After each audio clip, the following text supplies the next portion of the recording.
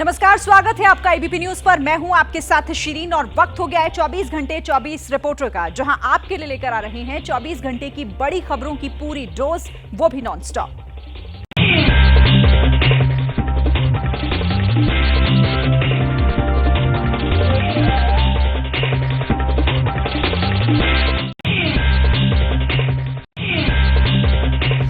कर्नाटक में राज्य सरकार की अनुमति के बिना जांच नहीं कर पाएगी सीबीआई। सिद्धरमैया सरकार ने सीबीआई को राज्य में जांच के लिए मिली सहमति वापस ली। सिद्धरमैया कैबिनेट की बैठक में सीबीआई को जांच के लिए दी गई सहमति वापस लेने का फैसला हुआ। कर्नाटक सरकार का कहना है कि सीबीआई का दुरुपयोग हो रहा है, इसलिए फैसला लिया गया है। The permission, blanket permission that we had given to CBI to take any of the cases. इस फैसले के साथ कर्नाटक उन राज्यों की लिस्ट में शुमार हो गया है जहां सीबीआई को जांच से पहले राज्य सरकार की इजाजत लेनी होती है। कर्नाटक से पहले पश्चिम बंगाल, तमिलनाडु, पंजाब, तेलंगाना, केरल, मेघालय, मिजोरम और झारखंड सीबीआई को जांच के लिए दी गई सहमति वापस ले चुके हैं। हालांकि कर्नाटक सरकार के फैसले पर सवाल इसलिए उठ रहे हैं क्योंकि मैसूर शहरी विकास प्राधिकरण स्कैम को लेकर सीएम सिद्धरमैया खुद जांच के दायरे में हैं। MUDA is already suggested to be investigated by Lokayukta, and that suggestion is by Honorable High Court. That's why MUDA, CBI, nothing is relevant here.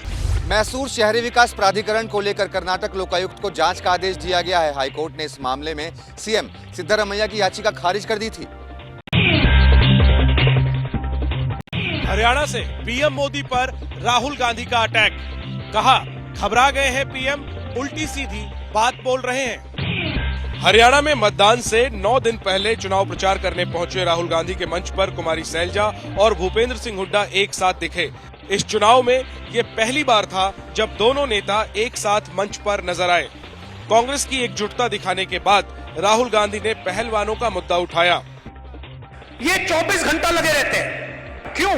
Gold medal चाहिए, क्यों? हरियाणा का नाम रोशन करना, हिंदुस्तान का नाम रोशन करना। इनकी बहनों का सेक्सुअल हैरेसमेंट हो रहा है, वो रो रही है, कोई फर्क नहीं पड़ता। बीजेपी का आदमी है, चिल्लाओ जितना चिल्लाना है। कांग्रेस पार्टी। असंध के बाद बरवाला पहुंचे राहुल गांधी ने अग्निवीर स्कीम वाला मुद्दा उठाया। कहा, मोदी सरकार नौजवानों से नौकरी छीन रही है। नाम सिर्फ अग्निवीर है, इसका सच्चा मतलब हिंदुस्तान के जवान को जो हक है, पेंशन है, कैंटीन है, शहीद का दर्जा है, वो छीन ली गई है, वो चोरी कर ली गई है और वो अदानी को दी गई है। ये अग्निवीर का मतलब। राहुल गांधी के मंच पर भूपेंद्र सिंह हुड्डा और कुमारी सैलजा एक साथ नजर आए। दोनों नेताओं ने मंच से एक दूसरे का नाम भी लिया, लेकिन एक दूसरे से बात नहीं की। जमानत पर तिहाड़ जेल से रिहा होने के बाद पहली बार विधानसभा में गरजे केजरीवाल। पीएम मोदी पर किया अटैक, बोले मोदी भगवान नहीं है। मेरे विपक्ष के साथी मुझे यहाँ देख के, मनीष सिसोदिया के देख के दुखी तो हो रहे होंगे। मोदी जी बहुत ताकतवर है, पर मोदी भगवान नहीं है। जेल से बाहर आने के बाद विधानसभा में अपनी पहली स्पीच में अरविंद केजरीवाल पीएम मोदी और बीजेपी पर बहुत हमलावर मुद्रा में दिखे। केजरीवाल ने कहा, दूसरों के लिए 75 साल वाला नियम बनाने वाले मोदी खुद उसे नहीं मान रहे। आरएसएस के बहुत सीनियर नेता मिले, उन्होंने बताया, बोले जी आरएसएस ने अल्टीमेटम दे दिया है कि भाई 75 साल का रूल तो लागू होगा। केजरीवाल। इससे पहले केजरीवाल के सदन में पहुंचते ही उन्हीं के विधायकों ने केजरीवाल के समर्थन में नारे लगाए। इस्तीफा देने के बाद केजरीवाल और मनीष सिसोदिया दोनों विधानसभा में बदली हुई सीट पर बैठे। अरविंद केजरीवाल जैसा करेक्टर ही विधानसभा पटल पर इतना सफेद झूठ बोल सकता है। अगर राजनीति में नहीं होते तो किसी भी नौटंकी में इनको काम मिल सकता है। कथित शराब घोटाले मामले में जेल से बाहर आने के बाद केजरीवाल लगातार चुनावी मोड में है। हरियाणा में बीजेपी के प्रचार वाले पोस्टर से पूर्व सीएम मनोहर लाल खट्टर गायब। कांग्रेस का तंज खट्टर से पीछा छुड़ाना चाहती है बीजेपी। बीजेपी के चुनावी पोस्टर से कल तक हरियाणा में पार्टी का चेहरा रहे मनोहर लाल खट्टर गायब हैं। चुनावी रैलियों में भी मनोहर लाल खट्टर की मौजूदगी कम है। अक्टूबर 2014 से मार्च 2024 तक खट्टर हरियाणा के सीएम रहे, लेकिन अब वो सीन से गायब हो रहे हैं। सूत्रों के मुताबिक बीजेपी को खट्टर सरकार के खिलाफ एंटी इनकम्बेंसी का डर है। पिछले 2 चुनाव में बीजेपी ने गैर जाट वोटों पर फोकस किया है। अब बीजेपी नायब सिंह सैनी के जरिए ओबीसी वोट बैंक को साधना चाहती है। इसलिए बीजेपी चाहती है कि अब पोस्टर बैनर में सिर्फ नायब सिंह सैनी ही दिखे। लेकिन परेशानी ये है कि पीएम मोदी के करीबी मनोहर लाल खट्टर को हरियाणा के नेता प्रचार नहीं करने के लिए कह नहीं पा रहे हैं। पूर्व सीएम होने के नाते हरियाणा में खट्टर का अपना नेटवर्क भी है। कांग्रेस नेता चुनावी कैंपेन में खट्टर की अनदेखी को लेकर बीजेपी पर तंज कस रहे हैं। मनोहर लाल खट्टर ने 2 दिन पहले ही शंभू बॉर्डर पर बैठे किसानों को लेकर विवादित बयान दिया था। खट्टर के इस बयान के बाद हरियाणा बीजेपी के नेता उनसे बचना चाहते हैं। हरियाणा में बीजेपी के प्रचार वाले पोस्टर से पूर्व सीएम मनोहर लाल खट्टर गायब। कांग्रेस का तंज, खट्टर से पीछा छुड़ाना चाहती है बीजेपी। बीजेपी के चुनावी पोस्टर से कल तक हरियाणा में पार्टी का चेहरा रहे मनोहर लाल खट्टर गायब हैं। चुनावी रैलियों में भी मनोहर लाल खट्टर की मौजूदगी कम है। अक्टूबर 2014 से मार्च 2024 तक खट्टर हरियाणा के सीएम रहे, लेकिन अब वो सीन से गायब हो रहे हैं। सूत्रों के मुताबिक बीजेपी को खट्टर सरकार के खिलाफ एंटी इनकम्बेंसी का डर है। पिछले 2 चुनाव में बीजेपी ने गैर जाट वोटों पर फोकस किया है। अब बीजेपी नायब सिंह सैनी के जरिए ओबीसी वोट बैंक को साधना चाहती है। इसलिए बीजेपी चाहती है कि अब पोस्टर बैनर में सिर्फ नायब सिंह सैनी ही दिखे। लेकिन परेशानी ये है कि पीएम मोदी के करीबी मनोहर लाल खट्टर को हरियाणा के नेता प्रचार नहीं करने के लिए कह नहीं पा रहे हैं। पूर्व सीएम होने के नाते हरियाणा में खट्टर का अपना नेटवर्क भी है। कांग्रेस नेता चुनावी कैंपेन में खट्टर की अनदेखी को लेकर बीजेपी पर तंज कस रहे हैं। मनोहर लाल खट्टर ने 2 दिन पहले ही शंभू बॉर्डर पर बैठे किसानों को लेकर विवादित बयान दिया था। खट्टर के इस बयान के बाद हरियाणा बीजेपी के नेता उनसे बचना चाहते हैं। बिहार में लालू प्रसाद यादव और जीतन राम मांझी के बीच जात की जंग। मांझी ने कहा लालू यादव नहीं गड़रिया। लालू बोले मांझी मुसहर है क्या? मांझी जी कह रहे लालू यादव नहीं है, वो मुसहर है क्या? जीतन राम मांझी की जात पर लालू यादव ने यूं ही सवाल नहीं उठाए। दोनों नेताओं के बीच जात की ये जंग 19 सितंबर से चल रही है। 19 सितंबर को एक्स पर पोस्ट कर जीतन राम मांझी ने लालू पर अपनी जात छिपाने का आरोप लगाया। मांझी ने कहा लालू यादव नहीं गरड़िया है। जवाब में तेजस्वी ने मांझी को शर्मा कहा। पलटवार करते हुए फिर मांझी ने लालू परिवार की जात पर सवाल उठाए। यदि वो शर्मा हमको कहते हैं तो अपने पिताजी के बारे में कि उनके पिताजी किसके जन्मे हुए हैं, गनेरिया के जन्मे हुए हैं, तो गनेरिया है, वो यादव नहीं है। लालू परिवार पर सवाल उठाने के बाद मांझी ने एक्स पर पोस्ट लिखकर खुद को मुसहर बताया। वहीं मांझी के हमले के जवाब में मीसा भारती ने कहा कि अब मांझी की जात का सर्टिफिकेट देंगे। अब उन्हीं से जाति प्रमाण पत्र तो सब बिहार के लोग को उन्हीं से लेना पड़ेगा। आरजेडी कह रही है कि बीजेपी के साथ जाने के बाद मांझी आरएसएस की मानसिकता का शिकार हो गए हैं। वहीं एनडीए के नेता मांझी के अपमान को महादलित का अपमान बता रहे हैं। उत्तर प्रदेश के ग्रेटर नोएडा में सीसीटीवी कैमरे में कैद हुआ भयानक सड़क हादसा। तेज रफ्तार सरकारी बस की टक्कर में 2 कारें हुई चकनाचूर। एक बस बाईं तरफ से आई, एक बस दाहिने तरफ से और बीच में फंस गई ये गाड़ी। गाड़ी के पीछे से आ रही तेज रफ्तार रोडवेज बस ने इतनी भीषण टक्कर मारी कि 2 गाड़ियां आपस में टकरा गईं। उनमें बैठे 4 लोग घायल हो गए। ये भयानक हादसा उस वक्त हुआ जब बस के आगे चल रही गाड़ी की यू टर्न मारने के चक्कर में स्पीड थोड़ी कम हो गई। लेकिन जैसे ही गाड़ी रुकी, पीछे से तेज रफ्तार बस ने भयानक टक्कर मार दी और दूसरी साइड में चल रही गाड़ी भी उसकी चपेट में आ गई। गाड़ियों को टक्कर मारने के बाद रोडवेज बस मौके से फरार हो गई। घायलों को निजी अस्पताल में भर्ती कराया गया है। वहीं पुलिस बस ड्राइवर की तलाश कर रही है। महोबा में छात्रों के 2 गुटों में झड़प। बीच सड़क एक छात्र की जमकर पिटाई। एक युवक सड़क पर गिरा है, उसे चारों तरफ से कई लोगों ने घेर रखा है। कोई उसे लात मार रहा है तो कोई घूंसों की बारिश कर रहा है। आसपास के लोग गुजर रहे हैं, लेकिन कोई भी इस युवक को बचाने के लिए नहीं रुकता है। आखिरकार पीली टी शर्ट पहने ये 2 लोग इस युवक को बचाते हैं। सरेआम सड़क पर हुई मारपीट का ये वीडियो महोबा से आया है। जिसकी पिटाई हो रही है वो छात्र है, जो पीट रहे हैं वो भी छात्र हैं। रामकथा मार्ग पर एक गुट ने दूसरे गुट के छात्र की पिटाई कर दी। मारपीट का ये वीडियो सोशल मीडिया पर वायरल हो रहा है। पुलिस मारपीट में शामिल आरोपियों की तलाश कर रही है। महोबा में कोचिंग छात्रों के बीच हर रोज मारपीट होती रहती है, लेकिन पुलिस की तैनाती के बावजूद मारपीट की घटनाएं थम नहीं रही हैं। उत्तरी बॉर्डर पर लेबनान में गाजा की तरह ऑपरेशन चलाएगी Israeli defence force. Israeli force के आर्मी चीफ का जो बयान सामने आया है, उन्होंने कहा कि अब जमीन से हमले की तैयारी है। इजराइल का ये कदम खुले तौर पर जंग का ऐलान ही समझा जाएगा, क्योंकि इजराइल अब वही कर रहा है जो उसने साउथ बॉर्डर पर किया। हमास के खिलाफ उसने गाजा में घुसकर ऑपरेशन को अंजाम दिया था। इसी तरह अब लेबनान में घुसकर हिजबुल्लाह के लड़ाकों को खत्म करने का प्लान है। ये बात खुद इजरायली सेना के टॉप अफसर की तरफ से कही गई है। हमें सिक्योरिटी सिचुएशन के हिसाब से रणनीति बदलनी होगी। हमें आगे के लिए हर तरह की सैन्य कार्रवाई के लिए तैयार रहना होगा। इस बीच हिजबुल्लाह पर लगातार एयर स्ट्राइक की जा रही है। आज भी हिजबुल्लाह के रॉकेट हमलों का जवाब ताबड़तोड़ हवाई हमलों से दिया गया। लेकिन इजराइल के लिए ग्राउंड ऑपरेशन चलाना आसान नहीं होगा, क्योंकि हिजबुल्लाह के पास भी बड़ी संख्या में हथियार हैं।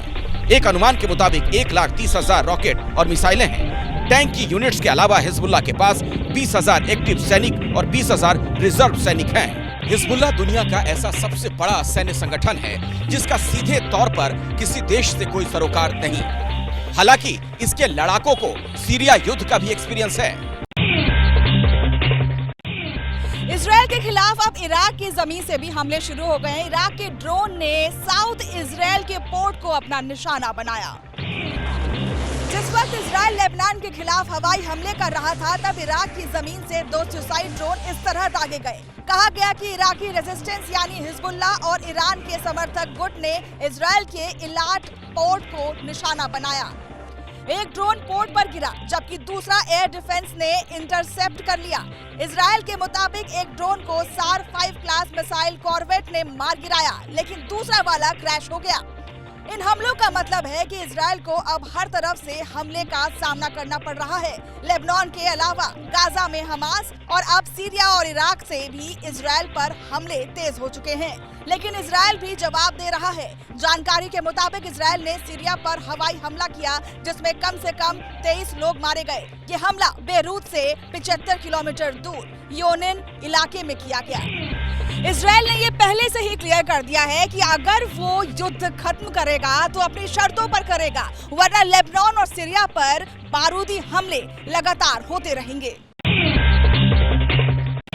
वॉर जोन के बीच एक वक्त ऐसा भी आया जब इजराइल और हिजबुल्लाह के बीच सीज फायर की अटकलें काफी तेज हो गई। हालांकि इजराइल ने इस खबर को सिरे से खारिज कर दिया और इसका सबूत ये तस्वीरें हैं। शाम होते होते इजराइल ने हिजबुल्लाह के खिलाफ हमले और तेज कर दिए। दावा किया कि उसके दर्जन भर से ज्यादा स्ट्रक्चर्स को तबाह कर दिया है। हिजबुल्लाह ने भी नॉर्थ इजराइल की तरफ नए सिरे से मिसाइल और रॉकेट हमलों को अंजाम दिया। 45 से ज्यादा रॉकेट दागे। इसके बाद इजराइल डिफेंस फोर्स की तरफ से ग्राउंड अटैक की तैयारियों के वीडियो जारी किए गए। दरअसल अमेरिका और फ्रांस चाहते हैं कि इजराइल और लेबनान के बीच जल्द से जल्द जंग खत्म हो जाए। इसे लेकर इजराइल को समझौते का ऑफर दिया गया। हमने इजराइल और लेबनान के बीच 21 दिन के सीजफायर को लेकर बयान दिया है। हमें यूरोप और अरब मुल्कों का सपोर्ट मिला है। ये जरूरी है कि जंग का दायरा न बढ़े।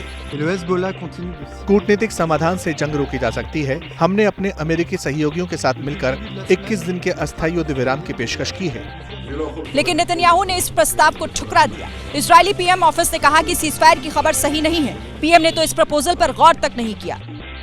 नेतन्याहू ने कहा कि जब तक गाजा और लेबनान में मिलिट्री गोल्स नहीं पूरे होते, तब तक पूरी ताकत से लड़ेंगे। सीजफायर के प्रपोजल पर हिजबुल्लाह का रिएक्शन भी सामने आया है। हिजबुल्लाह ने साफ कर दिया कि जब तक गाजा में इजराइल पीछे नहीं हटेगा, तब तक किसी भी तरीके का कोई एग्रीमेंट साइन नहीं होगा।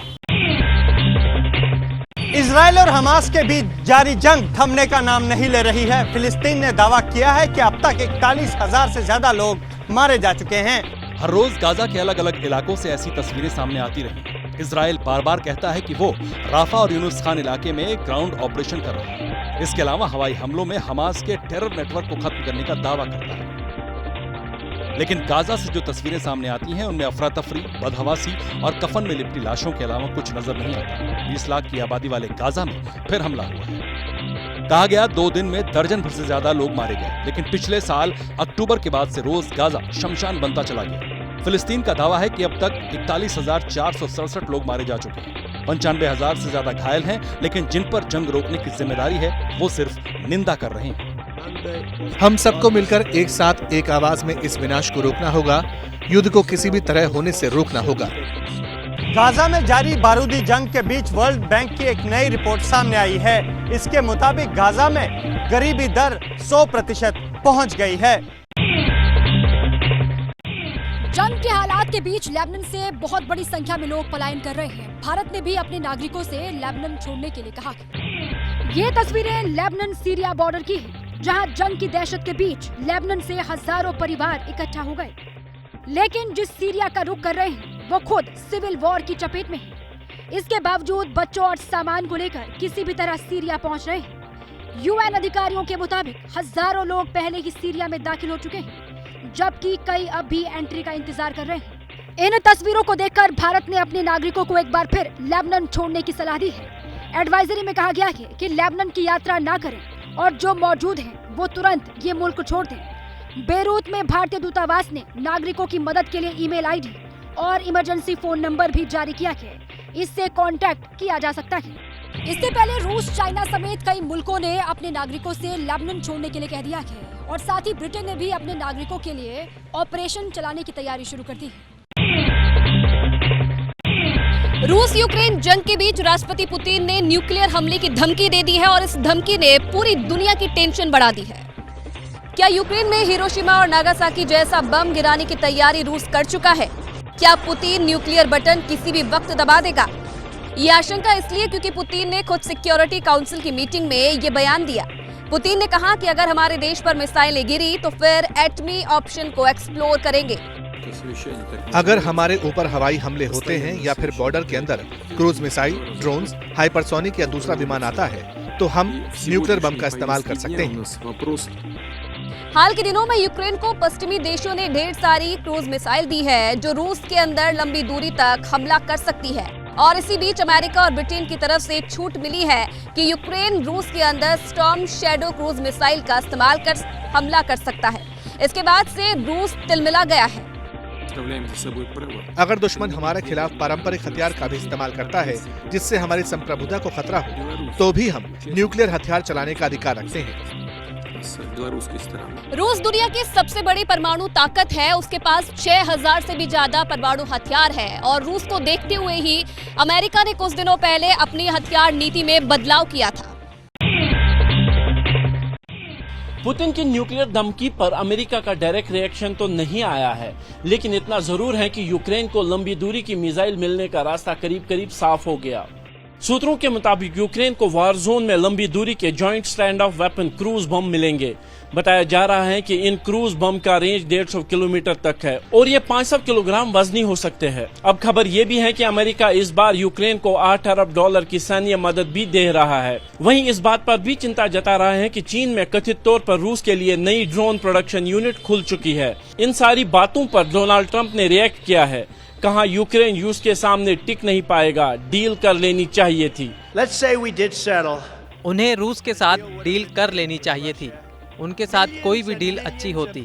अगर यूक्रेन थोड़ी सी जमीन पर समझौता कर लेता तो हजारों लोग जिंदा होते और हजारों बिल्डिंग अब भी पहले की तरह खड़ी होती। पुतिन को अंदाजा लग गया था कि बाइडेन और ज़ेलेंस्की लंबी दूरी के हथियार पर डील फाइनल कर सकते हैं, इसीलिए उन्होंने एटम बम वाला कार्ड खेला। हालांकि बाइडेन ने ज़ेलेंस्की को ये भरोसा दिया है कि 50 देश रूसी हमले के खिलाफ यूक्रेन की सैन्य तौर पर मदद करते रहेंगे। यूक्रेन को नाटो की मदद के बीच रूस की मिसाइल और ड्रोन वाला अटैक जारी है। रूस का दावा, एक दिन में 2000 से ज्यादा यूक्रेनी सैनिकों को मार गिराया। रूसी रक्षा मंत्रालय का दावा है कि उसे अब डोनेट्स के इलाके में भारी बढ़त हासिल हो चुकी है। रूस की तरफ से ड्रोन अटैक के साथ मिसाइल, आर्टिलरी और अटैक हेलीकॉप्टर से हमले की तस्वीरें लगातार जारी हो रही हैं। रूस ने कहा कि कुर्स्क में 240 सैनिक मारे गए, तो वहीं पूरे बारूदी जोन में यूक्रेन को अपने हजारों सैनिक खोने पड़े। यूक्रेन आर्मी ने भी कहा कि उसने रूस के मिसाइल अटैक को नाकाम कर दिया, कई ड्रोन न्यूट्रलाइज कर दिए, लेकिन डोनेट्स्क के क्रामाटोर्स्क इलाके में पुतिन की मिसाइलों को नहीं रोक पाए। यूक्रेन के मुताबिक रूस की रिहायशी इलाकों को टारगेट करते हुए मिसाइलें दागी, जिसमें लोगों को जान माल का नुकसान हुआ। यूक्रेन के जेपोरिजिया में भी रूसी अटैक के बाद कई लोगों की जान चली गई।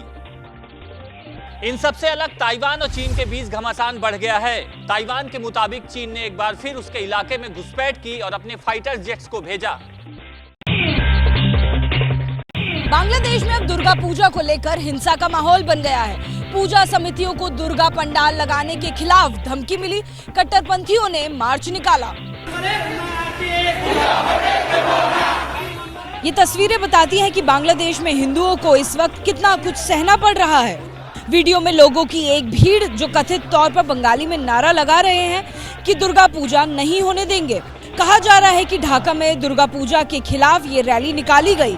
इस तरह की बातें भी सामने आई हैं कि दुर्गा पंडाल समितियों को गुमनाम खत भेजे जा रहे हैं। खबरों के मुताबिक उन्हें धमकी दी गई है कि बिना 5 लाख टका दिए उन्हें दुर्गा पूजा नहीं मनाने दी जाएगी। ये भी कहा गया है कि जहां नमाज पढ़ते हैं वहां पूजा की जमीन अपवित्र हो जाएगी।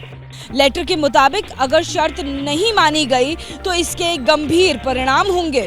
कुछ समितियों ने हिंसा के डर से कार्यक्रम रद्द कर दिया है, जबकि कुछ पुलिस के पास गए हैं। शेख हसीना के तख्ता पलट से ही बांग्लादेश में हिंदुओं के खिलाफ हिंसा की घटनाएं लगातार बढ़ रही हैं। भारत की कड़ी आपत्तियों के बावजूद यूनुस सरकार खामोश है।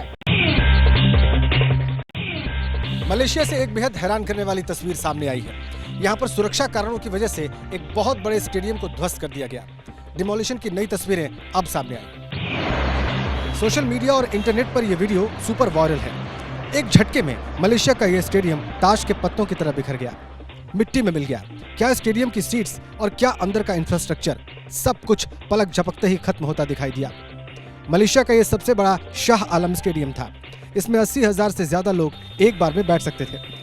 14 सितंबर को इसका ऊपरी हिस्सा ढहाया गया था, लेकिन तस्वीरें अब ट्रेंड हो रही हैं। यह वही स्टेडियम है जिसमें आर्सेनल, चेल्सी और टोटेनहम जैसी प्रीमियर लीग की टीमें फुटबॉल मैच खेल चुकी हैं। यह स्टेडियम मलेशियन फुटबॉल टीम सेलेनगोर का होम ग्राउंड था और यहाँ पर फुटबॉल के अलावा कई लाइव शोज और इंटरनेशनल रॉक कंसर्ट्स भी हुए। 1994 में इस स्टेडियम को बनाया गया था, लेकिन 2020 में पता चला कि इसका स्ट्रक्चर अब लोगों के लिए सुरक्षित नहीं है, इसलिए ढहाने की तैयारी की गई। अथॉरिटीज का कहना है कि ध्वस्त हुए स्टेडियम की जगह पर एक नया state of the art sports complex बनेगा, लेकिन इस स्टेडियम में कुल 35 से 40,000 लोग ही बैठ सकेंगे। योगी मॉडल की राह पर चलने की बात करने वाले हिमाचल सरकार के मंत्री विक्रमादित्य को कांग्रेस हाईकमान से पड़ी फटकार। विक्रमादित्य के बयान से खड़गे और राहुल नाराज। उत्तर प्रदेश में भी जो रेडी फड़ी वाले हैं उनके लिए ये मैंडेटरी किया गया है, आपको अपना उसमें नाम और आईडी लगाना होगा। तो हमने भी इसको यहाँ पर पूरी मजबूती से लागू करने का निर्णय किया। हिमाचल का यूपी से कोई लेना देना नहीं है। May be I was misquoted. UP का अपना सिस्टम है, अपना राज्य है, अपना मुख्यमंत्री है। इस तरह 24 घंटे में ही विक्रमादित्य सिंह के सुर बदल गए। कल नेम प्लेट की व्यवस्था वाले योगी मॉडल की लीक पर चलने की बात करने वाले विक्रमादित्य अब कह रहे हैं कि इसका योगी से कोई लेना देना नहीं है। ये यूटर्न हुआ है कांग्रेस हाईकमान की वजह से। सूत्रों के मुताबिक विक्रमादित्य सिंह की टिप्पणी से कांग्रेस अध्यक्ष खड़गे और राहुल गांधी नाराज हैं। विक्रमादित्य को उनके बयान पर फटकार लगाई गई है। सीएम सुखविंदर सिंह सुक्खू को भी नसीहत दी गई है। हिमाचल विधानसभा के अध्यक्ष ने एक कमेटी बनाई है, कैसे रेडी वाले पटरी वालों को कैसे बैठाया जाए, कैसे वो नियमित हो, इसके लिए लाइसेंस दिए जाएंगे। इतनी सी बात है, उसको यूपी से तुलना करने कोई मतलब ही नहीं। विक्रमादित्य सिंह ने अपने बयान से पार्टी की फजीहत करा दी। छत्तीसगढ़ में कांग्रेस के बड़े नेता टीएस सिंह ने कल ही विक्रमादित्य के बयान पर सवाल उठा दिए। बिहार में बीजेपी ने की योगी मॉडल की मांग, कहा लव जिहाद के खिलाफ यूपी जैसे बनने चाहिए बिहार में भी कानून। जेडीयू के नेता बोले नहीं चलेगी अतिवादी सोच। बिहार में भी आए दिन इस प्रकार की घटनाएं होती है, तो बिहार में भी उत्तर प्रदेश की तर्ज पर कड़े कानून बनने चाहिए। योगी मॉडल को लेकर फिर बिहार में बीजेपी और जेडीयू आमने सामने आ गई। इस बार लव जिहाद के खिलाफ योगी मॉडल वाले कानून की मांग बीजेपी की तरफ से हुई। जेडीयू नेताओं ने कहा बिहार में अतिवाद के लिए कोई जगह नहीं है। बिहार नीतीश कुमार का राज है, यहाँ पे जो मोहब्बत का राज कहा जाता है, जिसको भाईचारे का राज कहा जाता है। हम किसी भी अतिवादी सोच को पनपने देने के कायल नहीं हैं।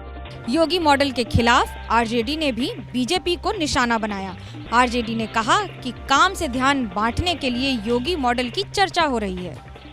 भारतीय जनता पार्टी बिहार के नेता समझ लें, ये उत्तर प्रदेश नहीं है। समाज का ध्यान काम से भटकाए, समाज को बांटे, धर्म के नाम पर बांटे।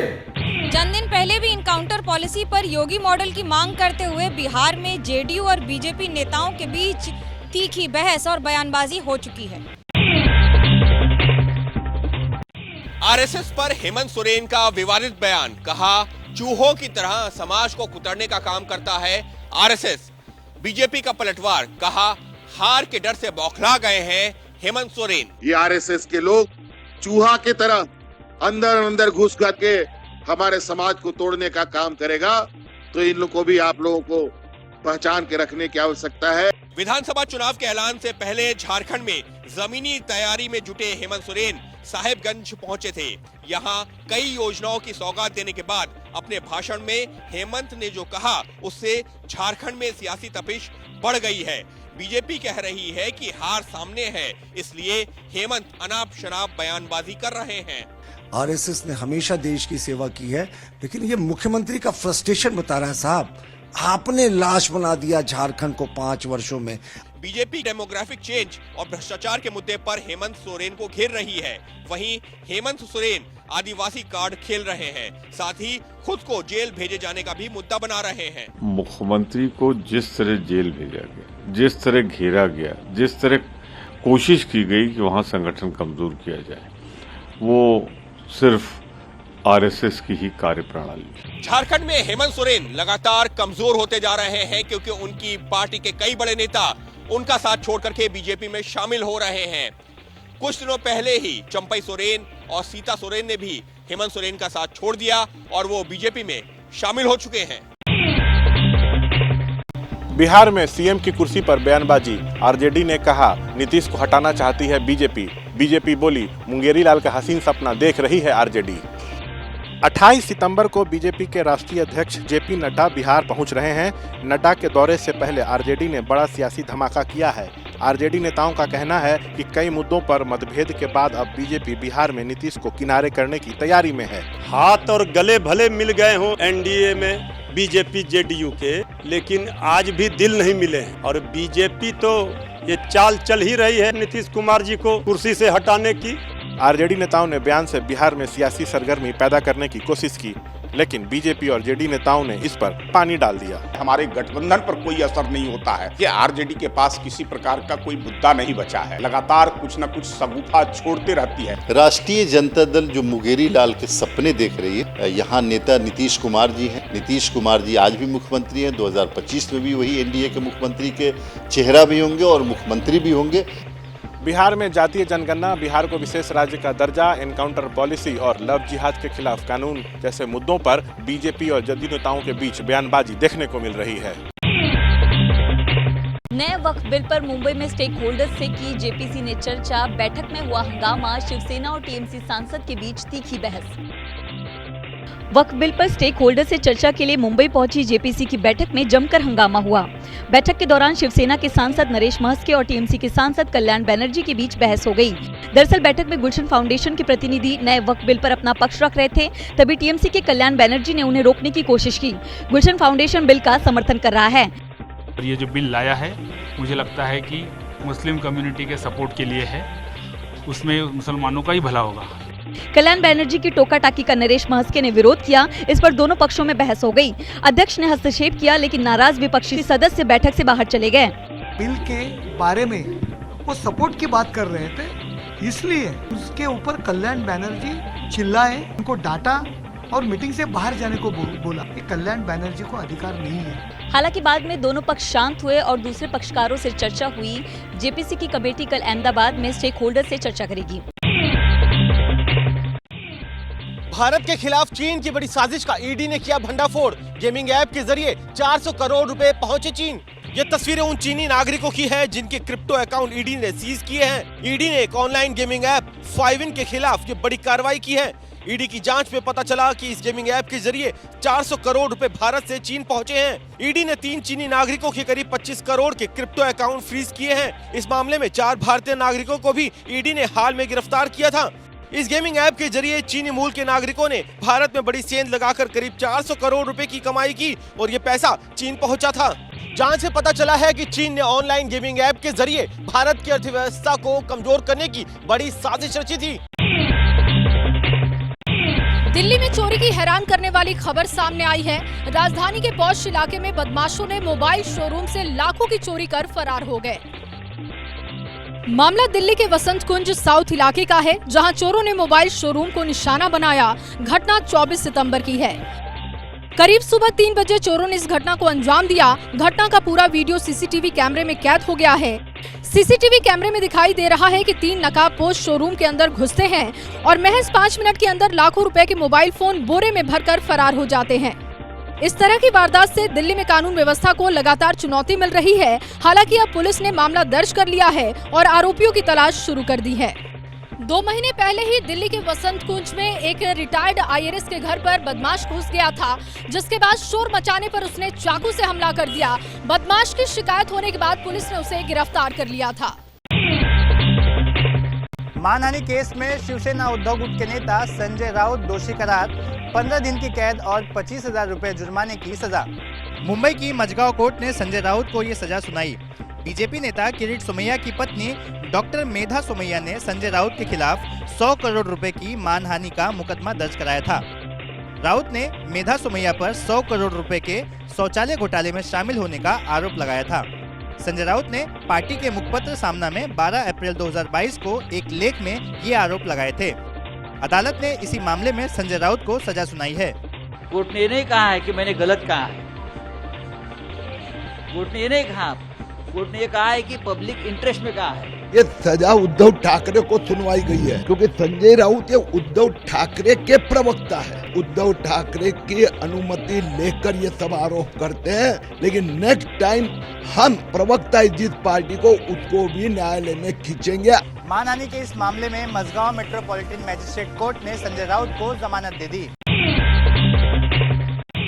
दिल्ली के मोतिया खान में लगेगी रानी लक्ष्मीबाई की मूर्ति। शाही ईदगाह की याचिका रद्द। हाईकोर्ट ने कहा रानी लक्ष्मीबाई नेशनल हीरो, कोर्ट के जरिए ना हो कम्युनल पॉलिटिक्स। मोतिया खान के इसी जगह पर रानी लक्ष्मीबाई की प्रतिमा लगाई जानी है। प्रतिमा लगाने के फैसले के खिलाफ ईदगाह समिति कोर्ट चली गई थी। समिति ने जमीन को वक्फ प्रॉपर्टी बताते हुए कोर्ट से DDA को अतिक्रमण नहीं करने का निर्देश देने की मांग की थी। कोर्ट ने ईदगाह कमेटी की याचिका खारिज कर दी। ये जो जगह आप देख रहे हैं, यहाँ पर झांसी की रानी की मूर्ति बनाई जाएगी और दिल्ली हाईकोर्ट ने शाही ईदगाह मैनेजमेंट कमेटी की इस याचिका को दाखिल करने पर फटकार भी लगाई। कोर्ट के फैसले के बाद रानी लक्ष्मीबाई की प्रतिमा लगाने का काम शुरू हो गया है। हालांकि यहाँ चंद लोग विरोध करने जरूर पहुंचे, लेकिन मौके पर दिल्ली पुलिस और RAF के जवानों की मौजूदगी से हालात कंट्रोल में रहे। चुनाव बहुत अच्छा स्टेप है और ये इनको क्या अधिकार है कि भी जमीन पे अपना कब्जा कर लें। उनका हर जगह सब चीज है, हमारा क्यों नहीं है। हाईकोर्ट ने ईदगाह मैनेजमेंट कमेटी को माफीनामा दाखिल करने का निर्देश भी दिया। बेंगलोर के महालक्ष्मी हत्याकांड में फिल्मी कहानी जैसा ट्विस्ट आ गया है। जिस आरोपी की तलाश में पुलिस उड़ीसा गई थी, वो तो नहीं मिला, उसकी लाश मिल गई। बेंगलोर महालक्ष्मी मर्डर केस की गुत्थी उलझ गई है। जिस शख्स मुक्ति रंजन रॉय के बारे में पुलिस को शक था कि वो महालक्ष्मी के 59 टुकड़े करके फरार हो गया था, उसका शव भी पेड़ पर फंदे से लटकता हुआ मिला। महालक्ष्मी के शव के टुकड़े उसके घर से एक रेफ्रिजरेटर में मिले थे। हत्या के बाद से आरोपी अपनी जगह बदल बदल कर भाग रहा था। पुलिस को मुक्ति रंजन रॉय के ओडिशा में होने की सूचना मिली थी। बेंगलोर पुलिस की टीम आरोपी की तलाश में उड़ीसा में उसके गांव गई थी, लेकिन वो वहां नहीं मिला। बाद में उसका शव जंगल में पेड़ पर फंदे से लटकता मिला। उसकी बाइक भी वहीं खड़ी मिली। महालक्ष्मी शादीशुदा थी और पिछले 9 महीनों से अपने पति से अलग रह रही थी। बताया जा रहा है कि आरोपी मुक्ति रंजन से उसकी नजदीकियां थी। यूपी के बहराइच में वन विभाग के कैमरे में कैद हुआ छठा भेड़िया। भेड़िए की घेराबंदी की जा रही है। बहराइच में चहलकदमी करता हुआ पाया गया ये आदमखोर भेड़िया। इस भेड़िए की तलाश वन विभाग कई दिनों से कर रहा है। अब इसकी घेराबंदी का प्लान किया जा रहा है। बहराइच में भेड़िए अब तक 10 लोगों की जान ले चुके हैं। भेड़िए की दहशत इस कदर है कि लखीमपुर खीरी के वाजपेयी गांव में लोगों ने एक सियार को घेरकर मार डाला। इस सियार ने एक बच्चे पर हमला किया था। बुंदेलखंड इलाके के महोबा में तो सियार भी लोगों को डरा रहे हैं। यहाँ सियार के हमले से 6 ग्रामीण घायल हो गए हैं, जिसके बाद ग्रामीण खुद लाठी डंडे लेकर सियार की तलाश में घूम रहे हैं। कहीं भेड़िए का आतंक तो कहीं सियार का। यूपी के कई ग्रामीण इलाकों में लोगों का इस डर से जीना मुहाल हो गया है। हो सकता है कि बुखार, डायबिटीज, हाई बीपी को लेकर के आप जिन दवाओं का इस्तेमाल करते हो, उन दवाओं को लेकर के नई रिपोर्ट में चौंकाने वाले खुलासे सामने आए हैं। 53 ऐसी दवाएं हैं जो क्वालिटी टेस्ट में फेल हो गईं। ये खुलासा central drug standard control organisation यानी CDSCO ने अपनी अगस्त 2024 की रिपोर्ट में किया है। यानी सरकारी एजेंसी ने दवाओं की क्वालिटी चेक की जिनमें वो फेल हो गई। CDSCO ने जो लिस्ट जारी की उसके मुताबिक बुखार में इस्तेमाल की जाने वाली पैरासिटामोल, पेट दर्द और गैस के लिए पैन-डी और कैल्शियम सप्लीमेंट समेत 53 दवाएं तय मानकों पर खरी नहीं उतरी। फेल होने वाली दवाओं में विटामिन C और D3 tablet Shelcal, vitamin B complex, vitamin C soft gel, anti diabetes दवा, ग्लिमेपेराइड और हाई बीपी की दवा टेल्मिस्टर्न शामिल हैं। इस रिपोर्ट में ये भी कहा गया कि कई दवाएं ऐसी हैं जो नकली हैं और बड़े कंपनी के लेबल के साथ बेची जा रही हैं। इसीलिए जरूरी है कि आप लाइसेंस वाली फार्मेसी स्टोर से दवाएं खरीदें और हाँ, बिल जरूर मांगें। 24 घंटे 24 रिपोर्टर में आज के लिए फिलहाल इतना ही। कल रात 9:40 पर फिर होंगे हाजिर। तब तक देश और दुनिया की खबरों के अपडेट के लिए आप जुड़े रहिए ABP न्यूज के साथ।